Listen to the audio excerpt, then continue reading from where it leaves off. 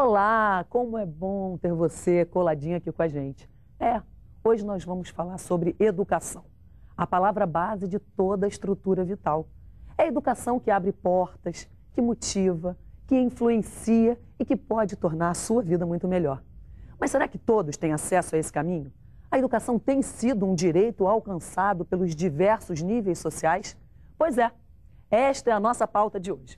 Como a educação transforma, renova e reinventa o futuro. Fica aí ligadinho, porque o Responsabilidade já volta, hein?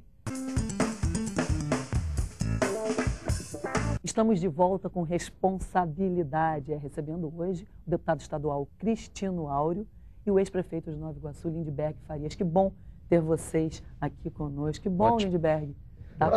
Prazer. Eu que agradeço. Vi vocês aí, acabei de ver o Luca, filhinho de vocês aí com 4 meses. Você sabe que eu vou ser pai novamente agora, né? É mesmo? Maria Antônia está grávida? Eu tenho um filho, o Luiz tem 14 anos, vai fazer 15 anos, tem 1,82 m, está um figuraço, um cara muito bacana. E depois de 14 anos, Maria Antônia ficou grávida, Beatriz vai nascer agora no próximo mês. Olha que beleza. Bom, então parabéns. já temos aí um par pro Luca. O Luca já está verdade. com a vida encaminhada, né? Já está esperando aí a namoradinha. Não vai ter moleza não, não vai ter moleza não. Mas é engraçado que isso desperta pra gente, né? Eu vi o Luca ali, esse negócio de... Eu tô com 40. Eu tive 40 anos? 40. Eu comecei líder estudantil, aquele período do colo, eu tinha 22 anos. Sim. Eu tive o Luiz com 25. Mas é completamente diferente você ser pai aos 25 e aos 40. Eu acho que aos 40 a gente... Sem dúvida. Não é? Hoje, eu até comento muito isso com a Cláudia, eu tenho talvez menos tempo, porque a vida foi somando atribuições, responsabilidades, mas acontece da gente também ter mais qualidade no tempo que dá ao filho nessa idade, né? Eu estou com 48, um pouquinho mais, mas eu tenho ali uma paciência. Cristina, muito obrigado. Não é para agradá-lo não, mas não parece 48. Mas eu acho isso. Eu quero dizer uma coisa, Cláudia, eu estou adorando ter 40 anos. Muito bom. Porque é uma idade de muita maturidade, eu acho. É uma idade que a gente pensa mais na família. Eu estou completamente apaixonado pela minha filha Beatriz, que não nasceu ainda, né? Mas muda muito. Eu acho que é uma fase de... Vinícius dizia uma coisa, que a vida começa aos 40. Não sei se é porque eu tenho 40, eu estou adorando. Eu estou adorando essa frase. Tá achando bom. Mas você também é beneficiado porque você tem uma boa fama, né? O pessoal te chama de lindinho. É porque por causa... Isso é quando eu era da UNE, eu tinha 20 e poucos anos. Lindinho agora é meu filho, estou cheio de cabelo branco aqui. Mas essa fama colou, né?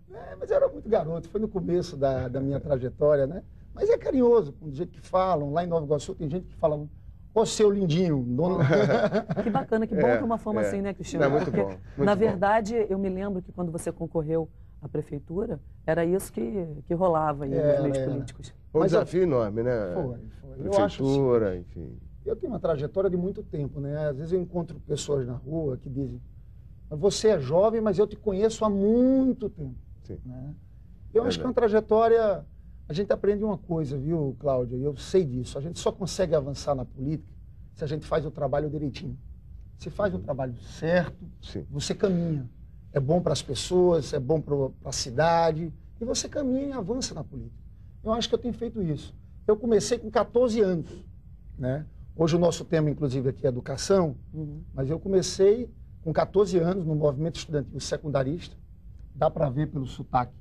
Eu comecei lá na Paraíba, sou paraibano, tenho muito orgulho de ser nordestino. Aliás, nós temos sempre muitos espectadores que têm origem no Nordeste, que estão aqui no Rio de Janeiro e se correspondem conosco aqui, e tem muitos temas que interessam ao Rio de Janeiro e ao Nordeste, que frequentam aqui os assuntos de responsabilidade, a integração entre os estados. Então, eu vou dar até uma... É verdade, mas não perdeu o sotaque até hoje. Não, mas não perde, mas quem é nordestino não perde. E aqui tem uma colônia nordestina muito grande. Você sabe que eu cheguei até a ensaiar um programa que eu fiz com o Marcos Lucena, um programa chamado Nação Nordeste. E o objetivo desse programa, sabe o que era? Facilitar encontros. Porque tem muita gente que vem do Nordeste. Por exemplo, a cidade do meu pai, lá na Paraíba, Serra Branca. Né? Tem uma comunidade de Serra Branca aqui enorme. Lá no Complexo da Maré, Nova Holanda. Agora tem gente que vem e tem dificuldade de encontrar os parentes, as pessoas. Então, o programa tinha esse objetivo, de facilitar os encontros. que é muito interessante, porque vem muita gente que demora a achar. Quando acha, você tem novos vínculos. As pessoas, engraçado como no Nordeste, é o seguinte, aqui no Rio, as pessoas se encontram pelas cidades. Então tem uma cidade do Ceará, Heriutaba. É impressionante como tudo que é restaurante tem alguém de cozinha de Heriutaba.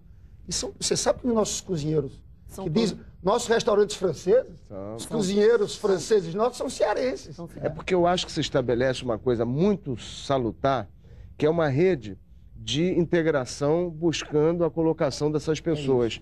É o vizinho, o primo, o amigo, que vai trazendo para o ofício que ele já desenvolve. Por isso, talvez, essas habilidades vão sendo compartilhadas, as pessoas vão se ajudando. Essa rede de solidariedade, né, só para usar uma das palavras que é engraçado aqui no programa, pelo seguinte, sempre o tema responsabilidade e o que está anexo a ele, né, solidariedade, doação, etc., frequenta os assuntos aqui. E hoje, esse assunto da educação, né, que a Cláudia puxou, eu acho que ele está no centro de tudo, porque a gente acaba, de um jeito ou de outro, tendo que olhar sempre para a base da formação das pessoas, para poder entender um pouco como as políticas públicas podem fazer isso. Você tem uma boa experiência nisso? Porque, inclusive, a gente ouve muito nos comerciais, nas propagandas políticas, se falar muito aquela frase, né, que todo mundo já está cansado, educação é a solução. Agora, operacionalmente, como é que isso se aplica? Quer dizer, você que teve uma vasta experiência sendo prefeito, sendo parlamentar. Eu comecei, na verdade, como líder estudantil, né, na escola, no colégio e depois na universidade. Eu vivi um momento e acabei virando presidente da União Nacional dos Estudantes, naquele período do Collor. A gente fez aquelas passeatas dos caras pintadas, mas tinha muita discussão sobre a universidade, sobre como as pessoas entram na universidade. Eu te digo uma coisa, está havendo uma grande transformação no Brasil nisso, né? Na minha época de universidade, a gente brigava muito contra isso, o elitismo era muito maior, né? Você dificilmente encontrava um filho do trabalhador na universidade. Sim. Você dificilmente encontrava um negro na universidade. Para você passar no vestibular de medicina, você tinha que estudar nas melhores escolas particulares, fazer curso pré-vestibular muito caro. Então a gente via uma coisa que eu acho um absurdo, era o quê? O filho do rico podia entrar na universidade e o filho do trabalhador não conseguia entrar na universidade, principalmente a pública, né? Eu acho que essa foi uma das grandes vitórias do governo do presidente Lula. É claro que ainda falta muita coisa. Há um grande caminho pela frente. Mas talvez a maior realização do presidente Lula, Cláudia, seja dizer o seguinte: o filho do trabalhador começou a entrar na universidade através de 2 programas. Primeiro, ProUni. Ele está pagando nas universidades particulares para o filho do trabalhador, para quem não tem condições de pagar, para que possa estudar, que era um crime. É um jovem que se esforçava, não conseguia passar na pública, passava na universidade particular, passava numa PUC, numa Cândido Mendes, no Estácio de Sá, e não podia cursar. Era um crime, o desespero das famílias. Porque não tem nada, Cristina, que um pai queira mais do que ver seu filho na universidade. Do que ver seu filho tendo possibilidade de virar doutor. E a gente sentia, eu como líder estudantil, a gente fazia muitas passeatas para baixar a mensalidade escolar, para tentar arrumar um jeito para aquele estudante continuar. Pois bem, o Lula com o ProUni resolveu esse problema. O outro, a universidade pública, tinha poucos cursos noturnos para quem trabalha.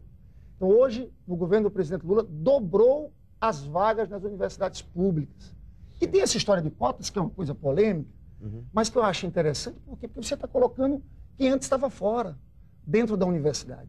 Pelo menos trouxe a discussão, trouxe a discussão, trouxe a discussão. E aí, eu acho que em todos os níveis, eu acho que a gente percebe uma melhoria, tanto no nível federal, aqui no Estado, o governador Cabral, através da secretária Tereza Porto, tem feito um trabalho também de colocar o Rio novamente num patamar, eu diria, de avanço, de vanguarda em algumas áreas até, recuperando o atraso de décadas na educação pública no nível estadual.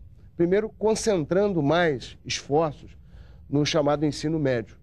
Nós temos até uma boa experiência, Lindbergh, feita entre a Secretaria de Estado da Agricultura, no período que eu estive lá, e a Secretaria de Educação, onde nós criamos um ensino médio integrado, que aqui no Rio tem 2 experiências bem-sucedidas. Uma é o NAVE, em parceria com a UI,